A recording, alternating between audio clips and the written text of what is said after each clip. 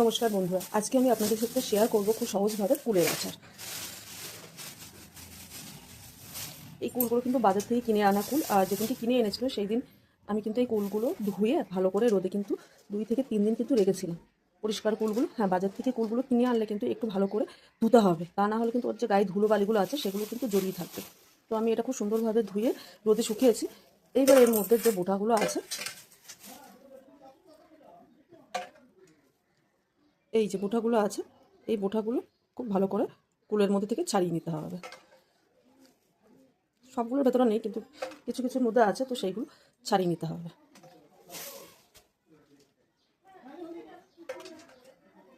কুলের আচার কিন্তু খুব সুন্দর লাগে, আর যেহেতু আমরা গ্রামের মেয়ে, আমাদের কিন্তু কুলের আচার, তেঁতুলের আচার কিন্তু খেতে ভালো লাগে। আমার শ্বশুরমশাইকে বলেছিলাম একটু কুল কিনে আনতে, আমার শ্বশুরমশাই কুলের সঙ্গে চালতাও এনেছে। তো চালতার আচারটা পরে করবো, আগে কুলের আচারটা করে নিই, যেহেতু কুলগুলো অলরেডি 2 থেকে 3 দিন আমি রোদে দিয়ে ভালো করে শুকিয়ে রেখেছি।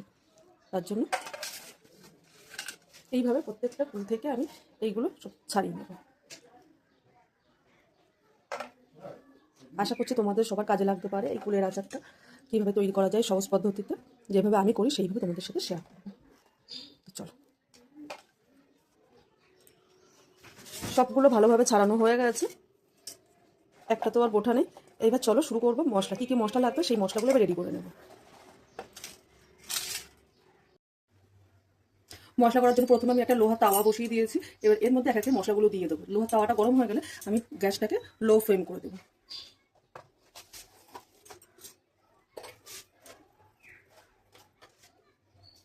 হাফ চামচ মতন দিয়ে দিলাম জিরে গুঁড়ো,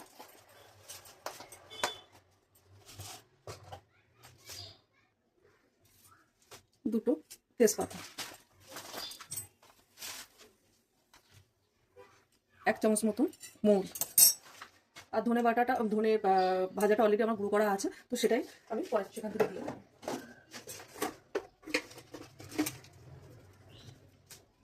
একটা শুকনো লঙ্কা। এবার এইগুলোকে একটু ভালো মতন করে ভেজে নিতে হবে। এর মধ্যে দিয়ে দেবো অল্প একটু কালো জিরে, কালো জিরে নয়, মেথি। কালারটা পুরো চেঞ্জ হয়ে গেছে। এবার এইটাকে আমি ঠান্ডা করে বেটে নেব, গুঁড়ো করে নেব।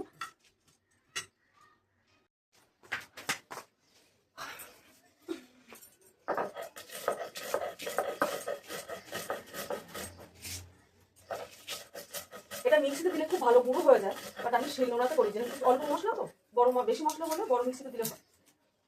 আর শিলের মশলাটা টেস্ট একটা আলাদা। এখন বাংলার ঘরে ঘরে থেকে শিলনোড়ার জিনিসটা উঠে যাচ্ছে, সেখানটায় আমাদের বাড়িতে আছে শিলনোড়া। অল্প বিস্তর মশলা হলে আমি শিলনোড়াতেই দেবো।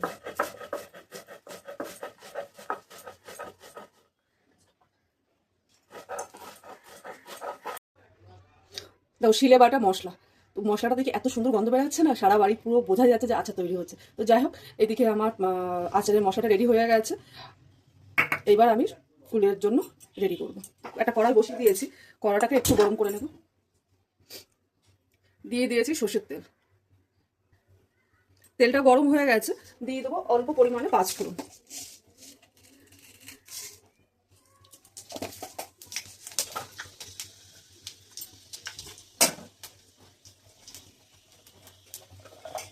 এবার দিয়ে দেবো কুলগুলো।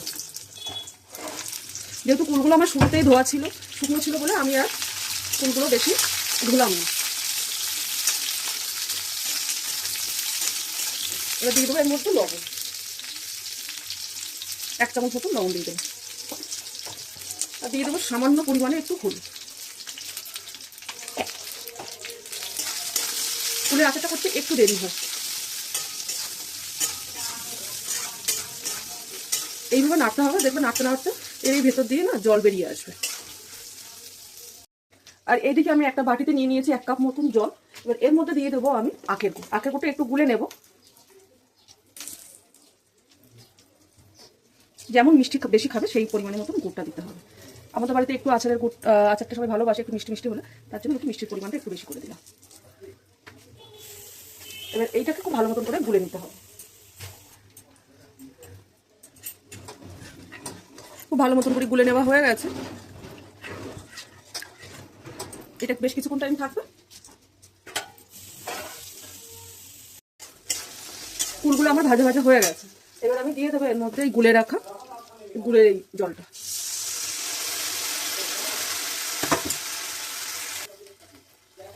ছেঁকে দিলে কি হয়, যে গুড়ের যে ধুলোবালিটা থাকে না, কোথা থেকে আসে গুড়টা তার ঠিক ঠিকানা নেই, এর মধ্যে একটু বালি নুড়ি টুড়ি হয়তো থাকতে পারে।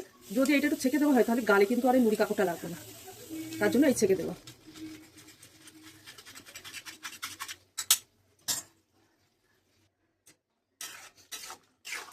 আমি এটাকে ঢেকে ঢেকে রান্না করবো। ব্যাস, এবার থাক কিছুক্ষণ টাইম, তারপরে এটা আলগা করে দেখবো জিনিসটা কেমন হচ্ছে। আস্তে আস্তে ঢেকে ঢেকে করছি বলে জিনিসটা খুব সুন্দরভাবে হচ্ছে। এবার এর মধ্যে দিয়ে দেবো একটু তেঁতুল জল। তেঁতুলটা ভিজিয়ে রেখেছিলাম।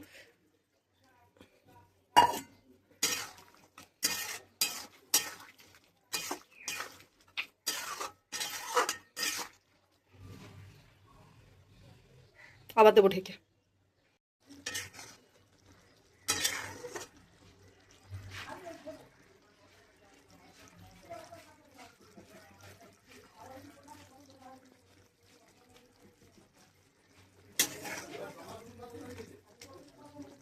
হয়ে গেছে।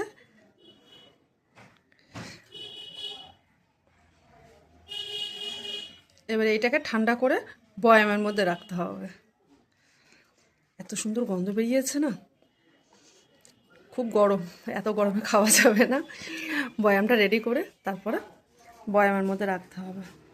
কাঁচের বয়ামে রাখলে কী হয়, তেঁতুল আচারটা, তেঁতুল বলে না যে কোনো আচার অনেক দিন থাকে।